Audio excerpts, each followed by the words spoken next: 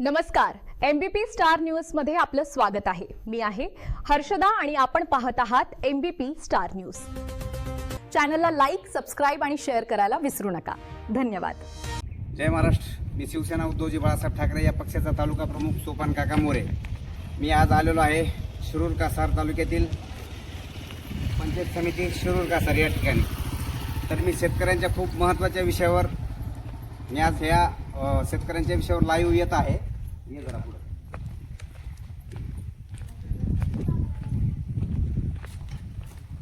खरं तर विषय असा आहे, पंचायत समिती शिरूर कासार तालुक्यातील ग्रामपंचायत न्यायी व वाड्या वस्त्या न्यायी मगराव अंतर्गत वैयक्तिक लाभाचा शेततलाव, गायगोठा, शेळी पालन व जलसिंचन विहिरीचा थेट लाभ लाभार्थ्यांच्या नावे देण्याबाबत उपरोक्त विषयकांती समन्वयपूर्ण विनंती निवेदन करण्यात येते की शिरूर कासार तालुक्यातील ग्रामपंचायत न्यायी वाड्या वस्त्या न्यायी मगराव अंतर्गत वैयक्तिक लाभाचा शेततलाव, गायगोठा, शेळी पालन व जलसिंचन विहिरीचा थेट लाभ लाभार्थ्यांच्या नावे देण्यात आवश्यक आहे। कारण मजुरांच्या खात्यावर रक्कम जमा केल्यास मजूर त्यांच्या खात्यातील रक्कम लाभार्थ्यास देण्यास टाळाटाळ करतात। आणि दुसरा महत्त्वाचा विषय असा आहे, तरी साहेबांना विनंती की मगराव अंतर्गत मागेल त्याला शेत तळे, जलसिंचन विहीर, गायगोठा, शेळी पालन ही योजना प्रभावीपणे राबवण्याकामी उचित कारवाई करावी, नसता तालुक्यातील सर्व शेतकऱ्यांना सोबत घेऊन तीव्र स्वरूपाचे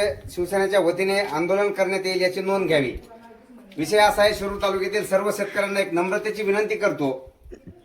आता थोडक्यात मी माझी ग्रामपंचायत सांगतो। ग्रामपंचायत ग्रुप ग्रामपंचायत जाटनांदूर आहे। समजा जाटनांदूर ग्रुप ग्रामपंचायत अंतर्गत जवळजवळ 7 वाड्या आहेत आणि 8वं जाटनांदूर आहे। तर विषय असा आहे,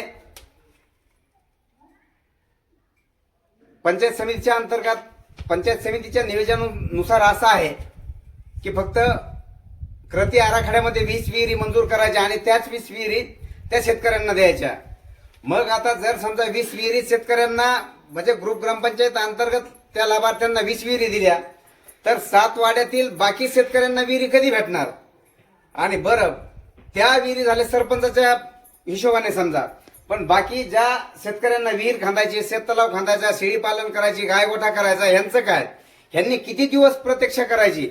म्हणून मी नम्रतेची विनंती करतो साहेबांना, पत्राद्वारे विनंती करतो, आव्हानही करतो की तुम्ही शिरूर तालुक्यातील प्रत्येक शेतकरी बांधवांना, जो शेतकरी ग्रामपंचायतला येईल, पंचायत समितीला येईल, ज्या शेतकऱ्यांना अवश्य विहीर खांदायची त्या शेतकरी बांधवांना तुम्ही कसलीही अटी शर्ती न घालता त्या लाभार्थ्यांना शेततलाव असन, जलसिंचन विहीर असन, गायगोठा असन, शेळी पालन असन ही त्या शेतकऱ्यांना देण्यात यावी।